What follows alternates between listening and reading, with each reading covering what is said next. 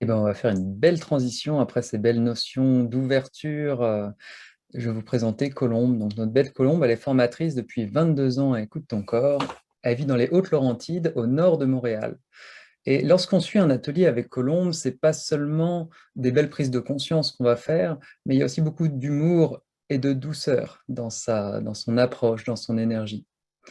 Elle vous présente aujourd'hui la puissance au cœur de nos enseignements, l'acceptation. Donc, j'ai l'honneur d'accueillir Colombe.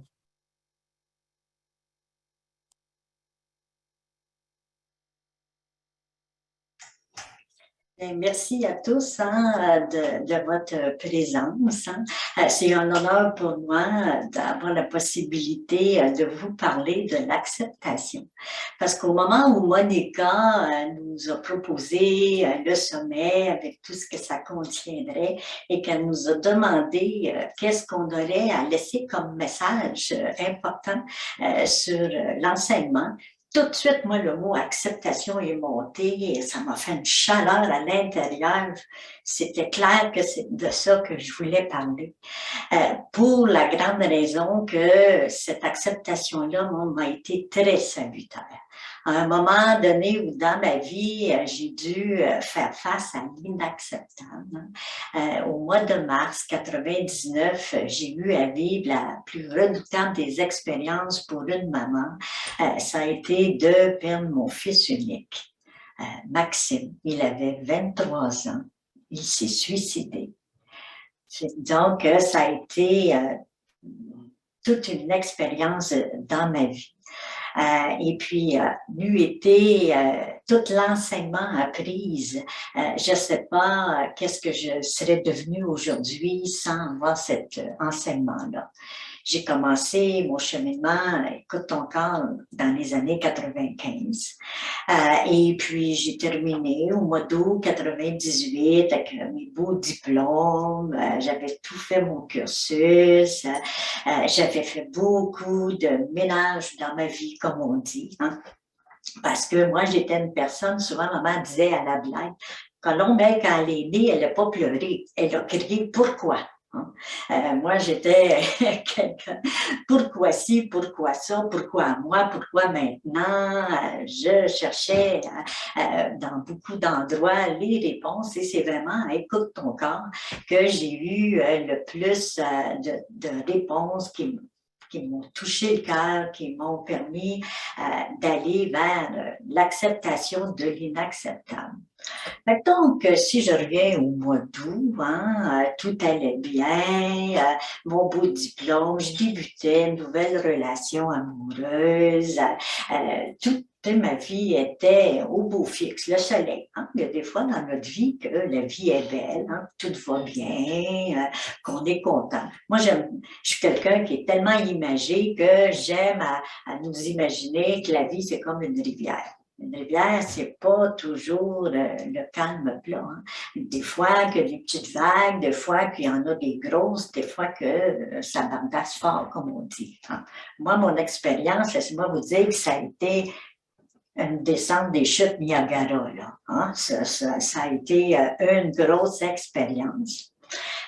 Mais j'étais quand même dans cette période où que tout allait bien, puis tout d'un coup, pouf, je vis cette grande expérience-là. Donc, comment accepter l'inacceptable? Mais avant de vous dire comment j'y suis arrivée, je voudrais juste mettre une lumière sur le mot acceptation, hein, qui est le terme vraiment le plus utilisé dans tout l'enseignement d'Écoute ton corps.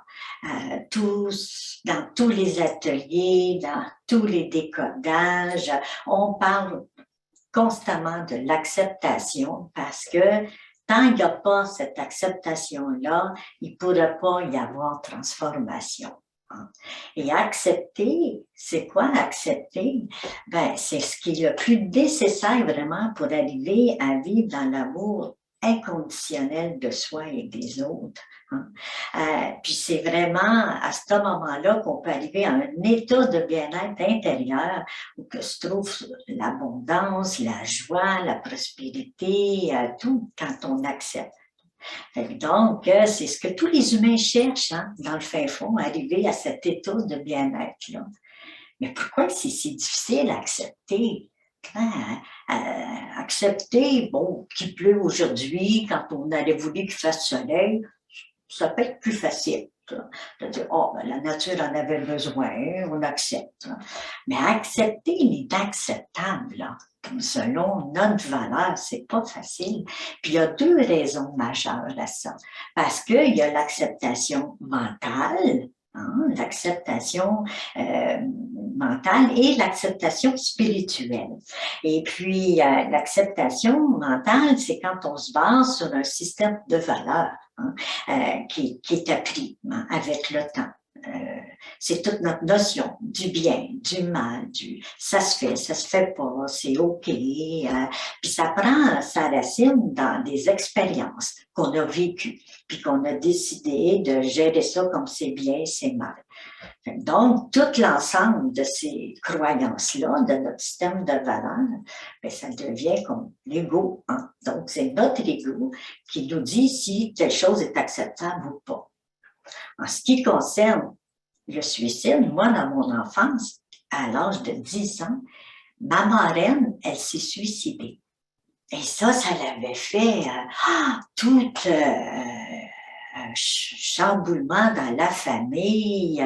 C'était la toute première fois que j'entendais ça, puis que je voyais qu'on pouvait même faire ça. Tu vois?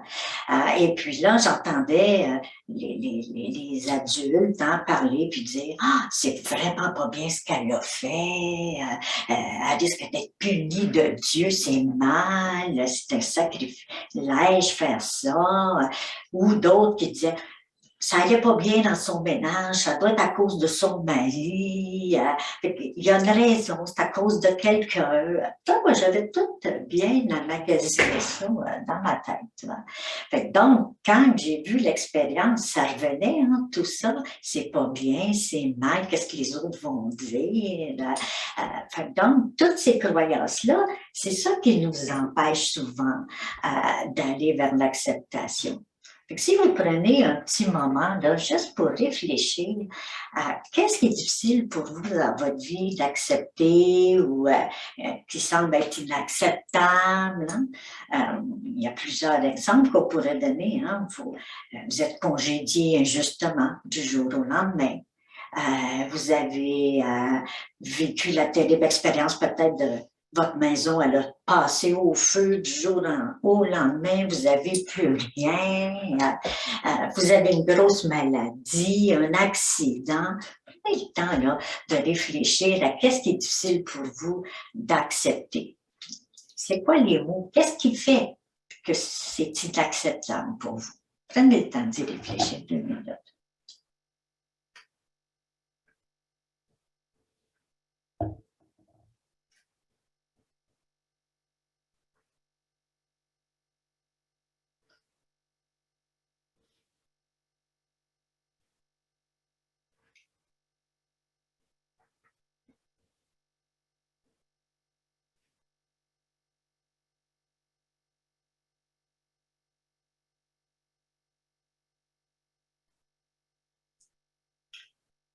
Alors, je vois qu'il y en a déjà là, qui ont écrit plein de trucs. Je vais vous dire les plus fréquents. Les plus fréquents, c'est on ne comprend pas. On ne comprend pas pourquoi ça nous arrive. Et souvent, le deuxième aussi, on n'est pas d'accord. Tu vois? On ne comprend pas, on n'est pas d'accord, ça peut être injuste aussi, pourquoi que ça m'arrive, je ne mérite pas ça. Donc, ça, c'est toutes les raisons qui font que c'est très difficile d'accepter. C'est notre ego qui nous dit non, on ne peut pas accepter ça, c'est pas bien, c'est mal, ça se fait pas, c'est pas correct. Est-ce que c'est un peu les raisons pour lesquelles vous avez de la difficulté à accepter cette expérience-là?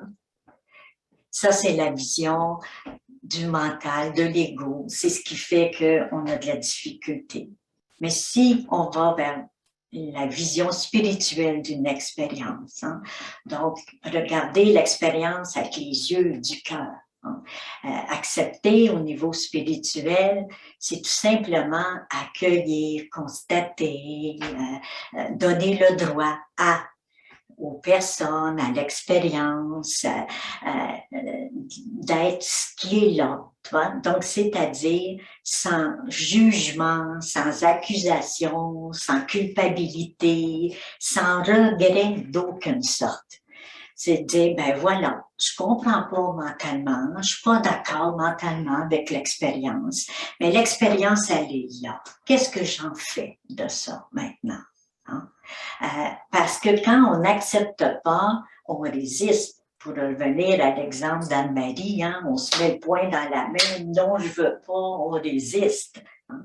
Moi, l'exemple que j'aime bien donner, c'est toujours sur ta rivière qui était très calme, au beau fil, du beau soleil, tu étais heureux, pouf, tu arrives devant une expérience. Hein. Il y en a que ça peut être une petite chute, d'autres une grosse chute, mais tout ce qu'on sait, c'est qu'on va à sens courant. C'est comme si on tourne notre canot, puis on essaie de ramer. Pourquoi? Puis je comprends pas, puis je suis pas d'accord, puis c'est pas juste. Puis on rame à sens inverse. Et puis quand on rame à sens inverse comme ça, c'est épuisant.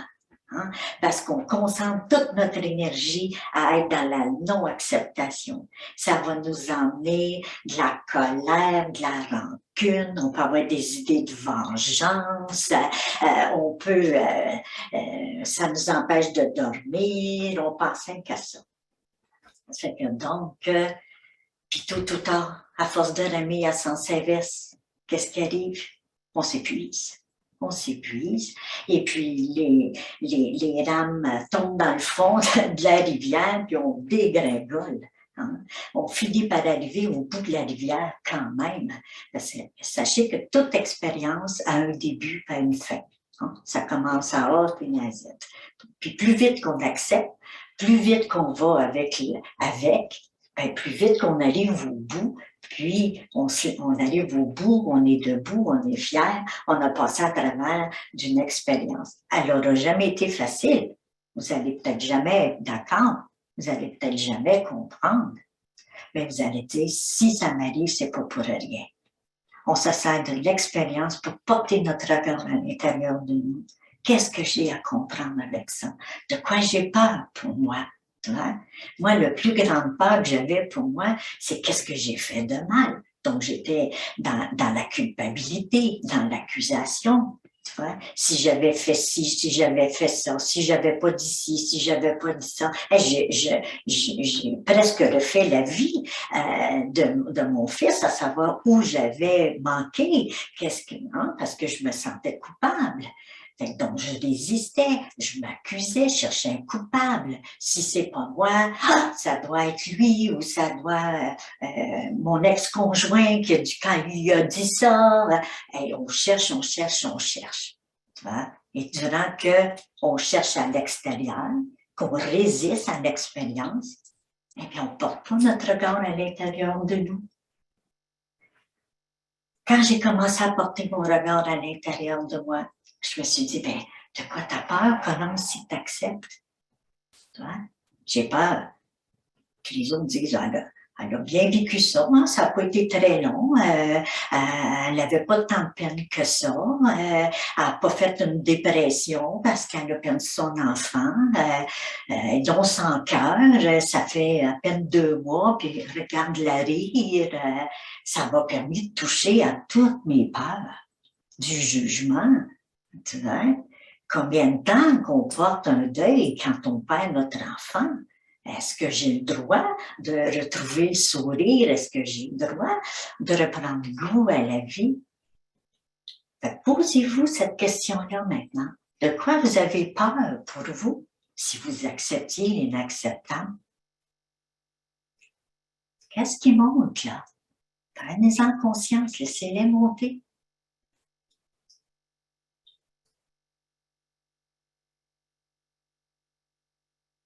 Sachez que ces peurs-là, c'est de la résistance. c'est ce qui vous force à continuer de ramer à sens inverse de la rivière. Donc, je vous disais qu'accepter, au début, hein, c'est donner le droit aux événements et aux personnes d'être ce qu'ils sont, d'accepter. Puis à un moment donné, vous savez, quand on rame, puis qu'on commence à être fatigué, on arrive, on est un peu comme sur un fil, hein, où je bascule, là, dans la souffrance, dans la noirceur, la dépression, où je choisis de vivre et de continuer ma vie. Il y a un temps où tu es dans un tournant, et puis là, j'entendais les voix des formatrices qui me parlaient dans les années 95. Hein, Elisa, Eliane, Diane, il y a Lise aussi qui m'enseignait. Hein, puis qu'elle disait, il va y avoir transformation, qu'après acceptation. J'entendais cette voix-là à l'intérieur de moi. Puis là, je me suis dit, si j'acceptais, si je donnais le droit à mon fils d'avoir exprimé sa limite, d'avoir exprimé sa souffrance, si je lui donnais le droit d'avoir choisi ce moyen-là, c'est le seul moyen qu'il a trouvé pour arrêter sa souffrance. Si je me donnais le droit, moi, d'avoir à vivre cette expérience-là, c'est pas ma préférence. Je comprends pas. Je comprendrai jamais. Je suis pas d'accord. Je serai jamais d'accord avec ça, le suicide. Mais si j'acceptais l'expérience, par amour pour moi, j'ai dû faire ce choix. Et accepter, c'est faire un choix par amour pour soi. Cette journée-là, j'ai dit, OK, par amour pour toi, mon fils, je te donne le droit de m'avoir exprimé ta limite. Par amour pour moi, Colombe, je me donne le droit de savourer la vie, de continuer de vouloir vivre. Ouais. Je me donne le droit. Au nom de toi, mon fils, je vais vivre ma vie pour toi, à travers toi. Puis, j'ai comme tourné mon canot, j'ai navigué dans la rivière avec ce qui s'en venait. Il y a eu des moments de peine. OK, je me donne le droit. J'ai eu des moments de grand vide. Je m'acceptais, j'allais avec, je m'accueillais. J'étais douce avec moi. Je me suis donné le droit. Puis comme toute rivière se lance dans quelque chose de plus grand, eh ben, la vie, elle s'est ouverte devant moi. Et puis, pouf, je suis devenue formatrice pour l'écoute de ton corps. Et c'est ce que j'enseigne le plus, la notion d'acceptation. Parce que c'est le cœur de toute transformation. On doit devenir conscient qu'on a un problème, mais quand le problème nous arrive, on en devient conscient, hein? Malgré nous. Est-ce que j'accepte ce problème-là? Pas parce que je comprends, puis pas parce que je suis d'accord. Ça se peut que mentalement, je ne le sois jamais. Mais mon cœur me dit, Colombe, si tu as à vivre cette expérience-là, c'est tout ce qu'il faut pour y faire face. J'ai ouvert tout grand mon coffre-outil d'écoute ton cœur. Je les ai mis en application, un par un, tout doucement, une journée à la fois, par amour pour moi. Et puis maintenant, eh ben, c'est un souvenir qui va toujours rester douloureux. Mon cœur de maman va toujours avoir la peine d'avoir perdu son fils.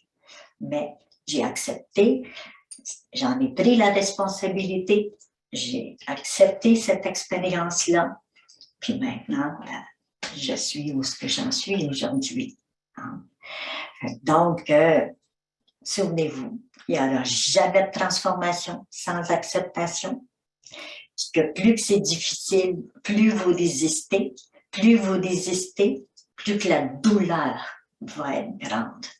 Une douleur de non-acceptation mentale. Parce que vous comprenez, parce que vous n'êtes pas d'accord, vous allez être en réaction.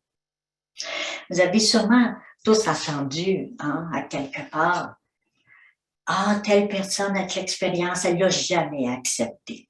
Elle n'est plus la même depuis qu'elle n'a pas accepté. Un accident, un handicap, une personne qui devient handicapée du jour au lendemain. pas facile en tant qu'humain de vivre cette expérience-là. Je le conçois. Mais si ça t'arrive, c'est que tu as quelque chose à vivre avec cette expérience-là. Mentalement, tu ne seras peut-être jamais d'accord, mais l'accepter, ça t'emmène vers d'autres choses. La personne en chaise roulante, là, malheureusement, si elle ne l'accepte pas, elle peut devenir aigrie, elle va devenir malheureuse, peut même jusqu'à sombrer dans la dépendance pour essayer de chercher un moyen d'engourdir sa douleur intérieure. Elle n'est plus la même. Puis tout le monde va le dire alentour. Ah, depuis son accident, il n'a jamais accepté, c'est plus le même. Tandis qu'on peut avoir des exemples ou que la personne n'a pas vécu la même expérience, un terrible accident, un fauteuil, elle ne sera pas plus d'accord, elle ne comprendra pas plus pourquoi ça lui est arrivé. Mais elle s'est dit, bon, écoute, ça m'est arrivé, je suis handicapée, qu'est-ce que j'en fais maintenant de ça? Comment je peux construire ma vie, comment je peux aller de l'avant, comment je peux continuer de ramer dans le bon sens de la rivière avec ça? Il y a des gens qui vont, j'en connais moi, qui ont parti d'une association, un club de sport pour handicapés, ils ont fait quelque chose qui leur permet de se sentir fiers, puis d'aller de l'avant, puis aider les autres. Ça fait que donc, maintenant, par amour pour vous, qu'est-ce que vous êtes prêts à faire? Est-ce que vous êtes prêts à dire à votre mental, c'est vrai qu'on n'est pas d'accord, c'est vrai qu'on ne comprendra pas, peut-être jamais, mais est-ce que par amour pour vous, est-ce que vous voulez descendre la rivière tout doucement pour arriver au bout, pour aller vers quelque chose de plus grand, ou de rester à stagner dans la résistance, dans la douleur? C'est tout un choix qu'on a à faire. Donc, comme Nathalie disait, c'est un choix. Hein? Anne-Marie disait résister. Manon, l'amour de soi. Si on met tout ça ensemble, on est en train de dire par amour pour soi. Qu'est-ce que je décide? Je vais avec. Pour que ça aille plus grand. Je pourrais donner mille et un exemples. Il n'y a pas beaucoup de choses à dire sur l'acceptation, à part que de décider, de vouloir par amour pour soi. C'est un des plus beaux cadeaux qu'on peut se faire, c'est d'accepter qui on est, hein, comme Anne-Marie disait, l'expérience pour pouvoir poursuivre son chemin.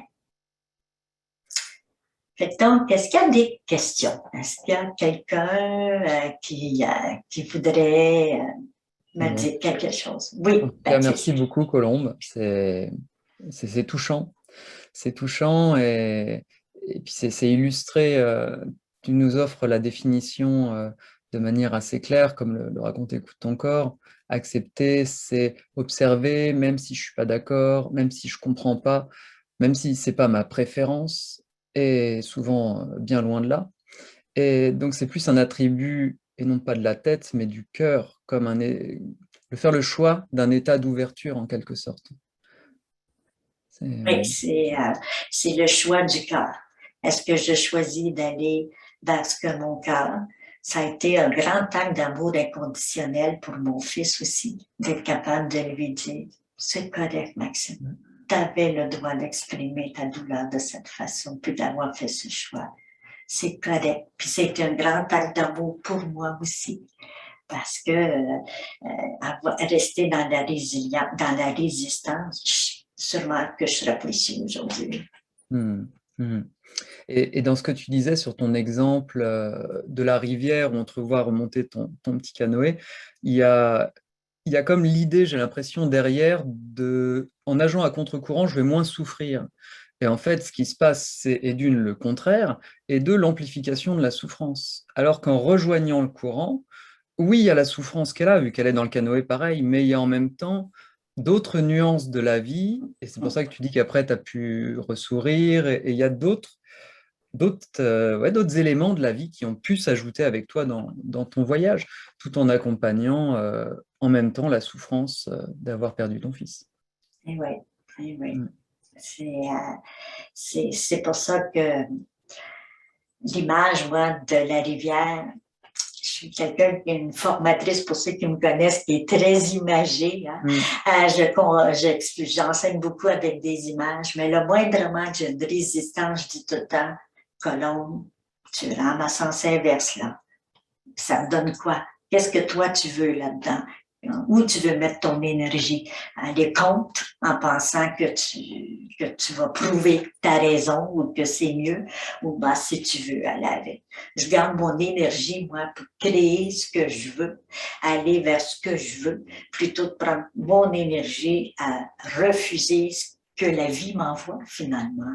Elle t'envoie pas ça pour rien. On attire toutes sortes d'expériences.